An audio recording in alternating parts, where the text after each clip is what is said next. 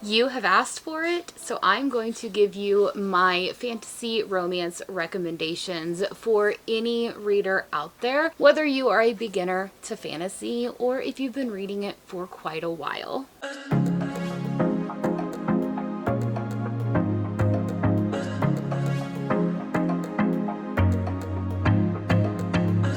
Hello everyone, welcome back to my channel, or welcome to my channel if you are new. Today we're going to go over some fantasy romance recommendations. I have quite a few here that would be for any reader out there for what you like. Before we get into the video, please remember to like and subscribe. Always check my description box for all of my links, especially my Patreon, where you can go on there and read the book of the month that we have each and every month. So always check my description box below. So one thing whenever you are reading fantasy romance, whether you're just now getting into it or if you've been reading for a while, it is really good to kind of see what tropes you like or what settings you like. Do you like them urban settings? Do you like them more fantastical where it's on a whole different plane of existence? Do you like more of a medieval style? I mean, there's a whole lot of things that go into it. Not every fantasy romance is going to be a hit for you. So the more you read,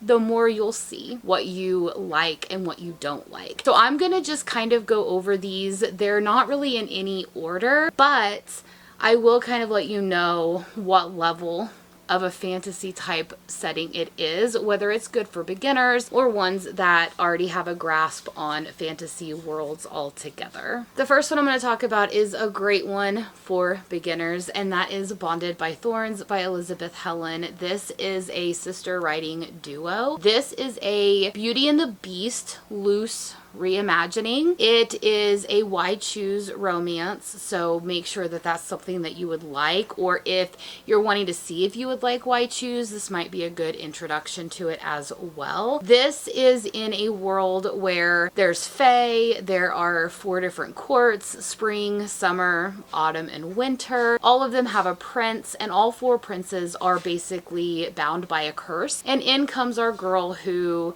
is part of this curse, but she doesn't even know it yet. It really is good. It really focuses on a lot of the different characters and a lot of the different princes. So each book really gives you kind of those princes. This one starts out giving you kind of a taste of the world, a taste of what is going on. The second book focuses on the fall prince. The third book will focus on the spring prince, and then the fourth book is focusing on the summer prince. So I'm assuming the 5th book is going to be the winter prince, but I highly suggest this one. It is very easy to get into. It is very easy to understand, and I really enjoyed it. So I think that this would be something that, you know, would be a great beginning fantasy romance. And I forgot to mention, this is quite spicy in books 2 and 3. The first book really doesn't have spice, but it has a lot of thoughts in it. So just be aware of that if you go into this. The next one is going to be more on the YA side, but it's going to be a gothic fantasy. So if you like one that really doesn't have spice in it, if you like the gothic vibe, then I suggest picking up Blackbird of the Gallows by Meg Castle. This book was really, really good. It's definitely YA. So there's not really a whole lot of spice in here. Maybe, you know, some thoughts and maybe a few kisses or something, but nothing really extraordinary. What I really liked about it is the gothic vibes in here are just immaculate, because you have crows and they're just like lingering around, and why are they following you? Why are they hanging around? You have this weird creepy thing happening where people are dying, people are moving into the town that you don't understand why there's so many congregating there. So I suggest this if you want like an introduction into like a YA gothic fantasy. Definitely check this one out. It's not really talked about a whole lot. I feel like it's a hidden gem.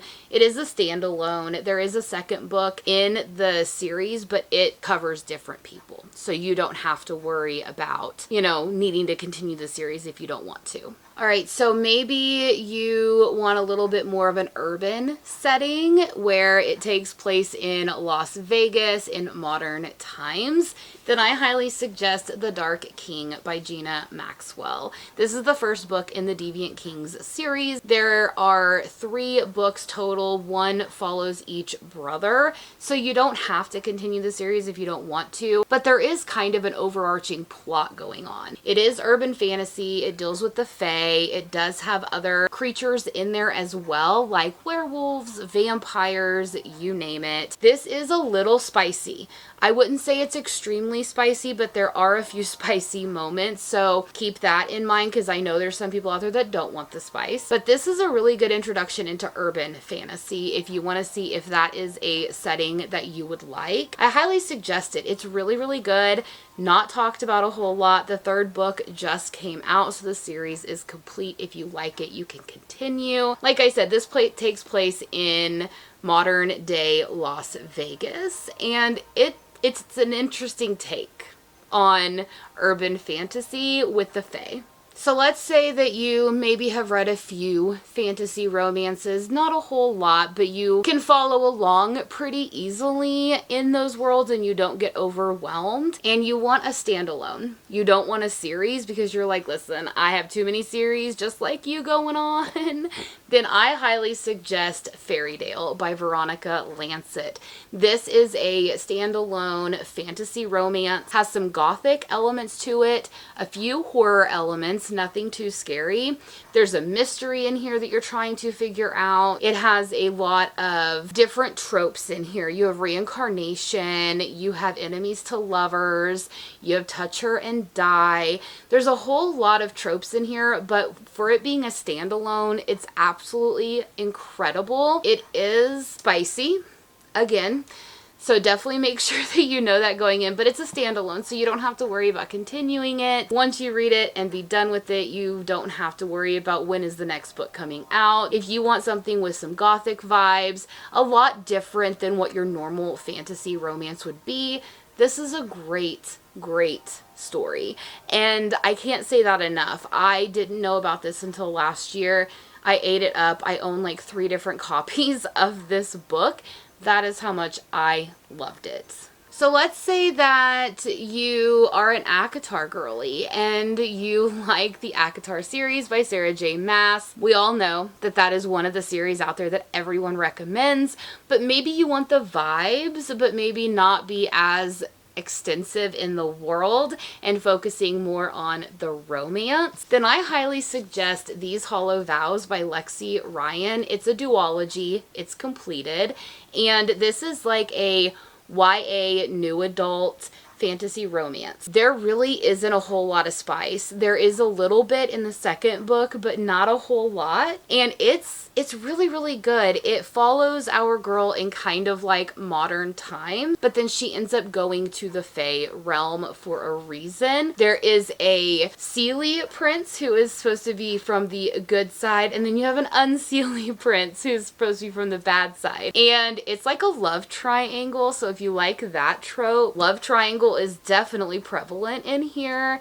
Our girl gets kind of like mixed up with a band of outcasts, so it has the found family aspect. The romance is good. There is betrayal. There is heartache in here, but it's a very quick and easy read. So if you're looking for something like that, I highly suggest picking up this book. Maybe you are a witchy girly and you want to read about witches in a fantastical setting. Well, I have Spellbound by Rebecca Garcia. This is about witches and gods. It is set in like a medieval type setting, so it's not modern. And our girl is trying to learn her craft, and she's living in this house with other people. A mysterious guy comes into town. No one knows who he is. is. They're trying to solve a mystery, trying to solve a whole lot of things. So I highly suggest this if you want kind of like a quick and easy read. This is not very dense in world building. There really isn't a whole lot of plot that happens. Like, what I mean by that is outside of our girl and this mystery guy, the world doesn't become expansive. So it's very easy to sink into, to get the gothic feeling vibes of the witchy aspects. I highly suggest this one if that is something that you want to read. The next one is for all of you Beauty and the Beast reimaginings. I have a series for you. It is complete. It is a trilogy, and that is An Enchantment of Thorns by Helena Rookwood and Elm Vince. This book I found whenever I read 20 Kindle Unlimited books and was telling you guys my thoughts a couple years ago. This book is so good.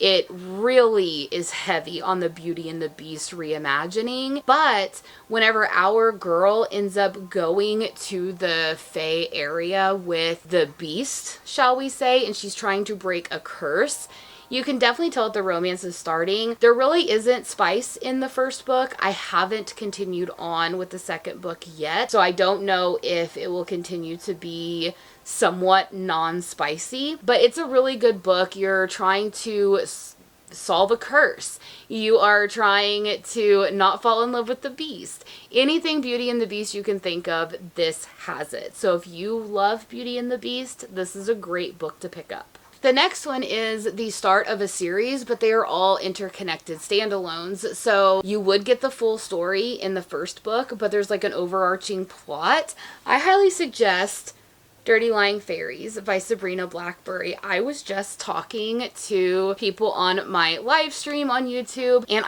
I'm reading the second book, Dirty Lying Dragons. Dirty Lying Fairies is so good. It's in an urban setting, so it is Seattle in modern times, but it has like a Fae gate. There's other creatures in this world, dragons, wolves, vampires, you name it. This book is not a very well written book. You can definitely tell that it's kind of like a debut in the publishing realm. It is so good. It's addicting. You don't want to put it down. It has a great romance. It is spicy. So just make sure you know that going in. But if you are looking for an urban fantasy that is spicy but is very unique, definitely pick up Dirty Lying Fairies. The next two are by the same author, but I wanted to include them because I feel like they are great beginner fantasy romance books. The first one is going to be Rhapsodic by Laura Thalassa.